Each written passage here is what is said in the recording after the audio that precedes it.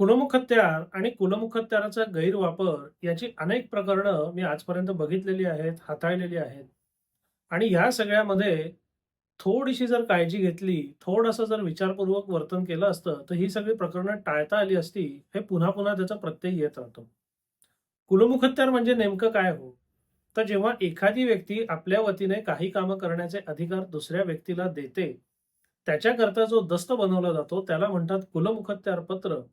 आणि ज्याला तुम्ही असे अधिकार देता, त्याला म्हणतात कुलमुखत्यार. जेव्हा तुम्ही तुमच्या मालमत्तेसंदर्भात महत्त्वाची कामं करण्याचे अधिकार देता, तेव्हा त्या सगळ्या गोष्टींचा दूरवरचा विचार करणं गरजेचं असतं.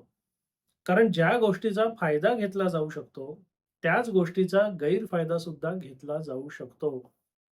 आता कुलमुखत्याराने गैरवापर केलेली काही महत्त्वाची उदाहरणं किंवा काही महत्त्वाचं जर आपल्याला प्रकरणं समजून घ्यायची असतील, तर त्याच्यात काय-काय घडतं? काही वेळेला कुलमुखत्यार परस्पर खरेदी-विक्री करून टाकतो, रक्कम मूळ मालकाला देतच नाही. काही वेळेला खरेदी खत हे स्वतःच्याच नावे केलं जातं, मोबदला वाट्टेल तसा ठरवला जातो. काही वेळेला कुलमुखत्यार जो धारक असतो, तो आपल्या वतीने दुसऱ्यालाच कुलमुखत्यार नेमतो. मग तो दुसरा जो कुलमुखत्यार असतो, तो अजून काहीतरी गडबड करून निघून जातो.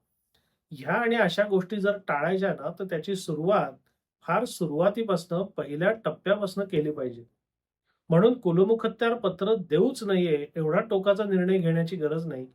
पण कुलमुखत्यार पत्र देताना कोणते अधिकार द्यायचे, कोणते अधिकार नाही द्यायचे, कोणत्या अधिकाराचा गैरफायदा किंवा गैरवापर होऊ शकतो, याचं भान आपण ठेवायला हवं. म्हणून कोणते-कोणते अधिकार द्यावे, कोणते-कोणते अधिकार देऊ नये, याची थोडक्यात माहिती आपण बघूया. सगळ्यात पहिले जेव्हा कराराच्या नोंदणीचा आपण विचार करतो, तेव्हा करार करताना त्याच्यात 2 भाग असतात.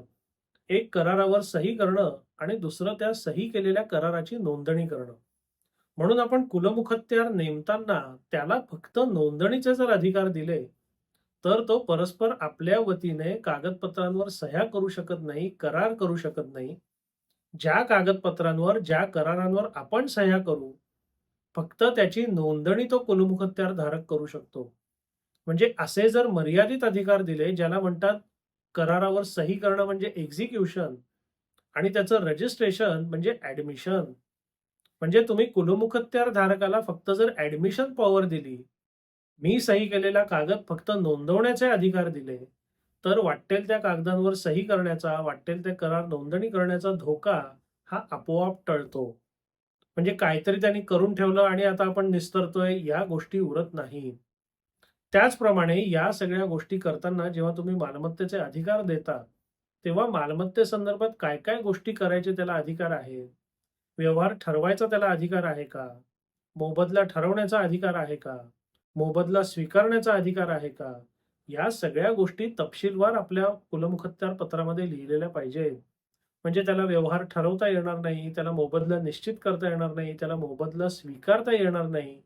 या सगळ्या जर अटी आणि शर्ती तुमच्या कुलमुखत्यारामध्ये सविस्तरपणे लिहिलेल्या असतील किंवा स्वीकारण्याबद्दल जरी लिहिलेलं नसेल ना, तरी पुरेसं आहे. म्हणजे स्वीकारता येणार नाही हे लिहिलं नसेल तर ठीक आहे.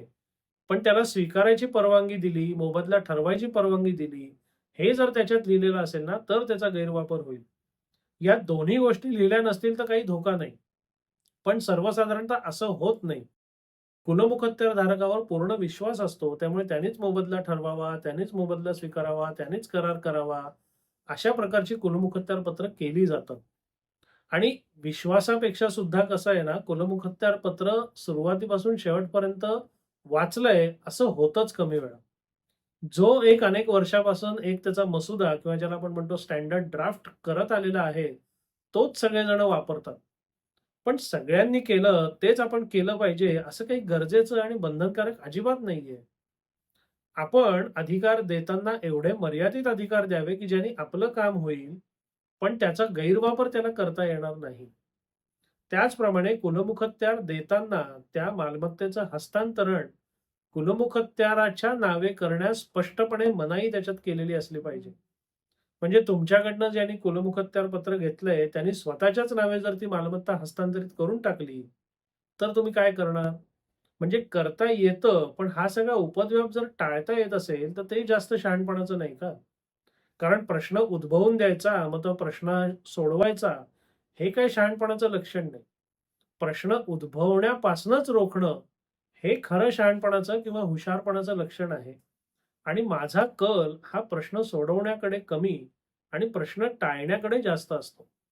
म्हणून माझं सगळ्यांना सांगणं असतं, की प्रश्न उद्भवणारच नाही, एवढं चोख काम करा. प्रश्न उद्भवला, तर आपल्याकडे जे म्हणतात, की प्रोसेस इज अ पनिशमेंट म्हणजे प्रक्रिया हीच शिक्षा आहे. तर प्रश्न उद्भवल्यानंतर त्याच्याविरुद्ध रीतसर प्रक्रिया करायची, त्या सगळ्या दिव्यातनं जायचं, ही शिक्षा भोगायला लागू नये. म्हणून गैरवापर किंवा गैरप्रकार करताच येणार नाहीत, अशी तजवीज आपण सुरुवातीपासूनच केलेली केव्हाही चांगली. म्हणून कुलमुखत्यार पत्र देताना ते फार मर्यादित स्वरूपाचं द्या. त्याला अमर्यादित अधिकार देऊ नका. कुलमुखत्यार पत्र धारक जो तुमचा आहे, त्याला परस्पर दुसरा कुलमुखत्यार नेमण्याचे अधिकार देऊ नयेत. कारण तुम्ही एका माणसावर विश्वास टाकलेला आहे. आता त्या माणसाचा ज्यावर विश्वास आहे, त्याचा आणि तुमचा थेट संबंध बरेचदा नसतो. आणि समजा त्यांनी ज्याच्यावर विश्वास टाकला, त्यांनी जर विश्वासघात केला, तर त्याचा अंतिम दुष्परिणाम हा आपल्यापर्यंत सुद्धा पोहोचणारच आहे. म्हणून आपण जेव्हा कुलमुखत्यार नेमतो, तेव्हा ते व्यक्ती विशेष अर्थात पर्सन स्पेसिफिक असलं पाहिजे. एक तर त्या माणसाने करावं किंवा करू नये. पण त्यांनी हे कुलमुखत्यार वापरून भलत्याला अधिकार दिले, तर त्यांनी आपण गोते द्यायची शक्यता असते.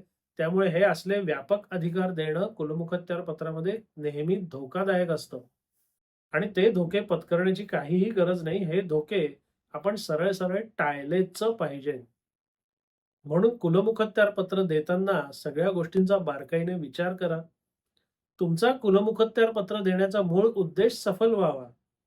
पण तुम्ही दिलेल्या अधिकारांचा गैरवापर होऊ नये, याच्यात आपल्याला समतोल साधता आला पाहिजे. म्हणजे त्याला एवढी पण बंधनं घालायची नाही, की तो तुमच्या वतीने काम करू शकणार नाही. पण त्याला एवढी पण सूट द्यायची नाही, की उद्या तो तुम्हाला बाजूला सारून स्वतःच काहीतरी करून मोकळं होईल. ह्या दोन्हीच्या मध्ये आपल्याला सुवर्ण मध्य काढता आलं पाहिजे आणि तो काढता येतो. पण त्याच्याकरता ना शून्यापासून नव्याने सगळ्या गोष्टी करणं, नव्याने सगळ्या गोष्टी लिहिणं गरजेचं असतं. जर तुम्ही रेडी ड्राफ्ट म्हणजे तयार मसुदे वापरणार असाल किंवा तुमचा वकील किंवा कायदेशीर सल्लागार जर तयार मसुदा वापरणार असेल, तर असं करताच येणार नाही, असं करतच नाहीत, हे तुम्हाला अनेकदा ऐकायला मिळेल. पण करता येणार नाही हे तर साफ खोटं आहे. आणि करत आहेत का करत नाही त्याच्याशी आपल्याला कर्तव्य नाही ना हो. आपला मूळ उद्देश आणि आपलं सुरक्षा याच्यात आपल्याला समतोल साधणारं कुलमुखत्यार पत्र होणं गरजेचं आहे. आजपर्यंत कोणी केलं का नाही केलं याच्याशी आपल्याला काही कर्तव्य नाहीये. त्यामुळे जेव्हा तुम्ही कुलमुखत्यार पत्र नेमाल, कुलमुखत्यार पत्र धारक नेमाल, तेव्हा या आणि अशा अनेक गोष्टींचा बारकाईने विचार करा. गरज पडली तर तुमचे वकील किंवा कायदेशीर सल्लागार यांचा सल्ला घ्या आणि त्यांना तुमच्या मूळ उद्देशाशी सुसंगत काम करायला सांगा. आजपर्यंत तुम्ही काय केलं किंवा आजपर्यंत काय होत आलं किंवा 4 लोकं काय करतात ते म्हणा बाजूला राहू द्या. मी जे सांगतोय ते कायद्याच्या चौकटीत बसवून द्या, ते जास्त महत्वाचं आहे. हा आग्रह तुम्ही धरला पाहिजे आणि त्या बरहुकूम तुम्ही काम करून घेतलं पाहिजे. म्हणजे नंतर पश्चात्ताप करायची वेळ आपल्यावर येणार नाही. म्हणून कुलमुखत्यार पत्रधारक नेमताना वर ज्या सगळ्या आपण विषयांची चर्चा केली, त्या सगळ्या गोष्टींची काळजी घ्या. म्हणजे तुम्हाला पुढे जाऊन नुकसानीला सामोरं जायला लागणारच नाही. आपल्याला हा विषय कसा वाटला, हा व्हिडिओ कसा वाटला अवश्य कळवा. धन्यवाद.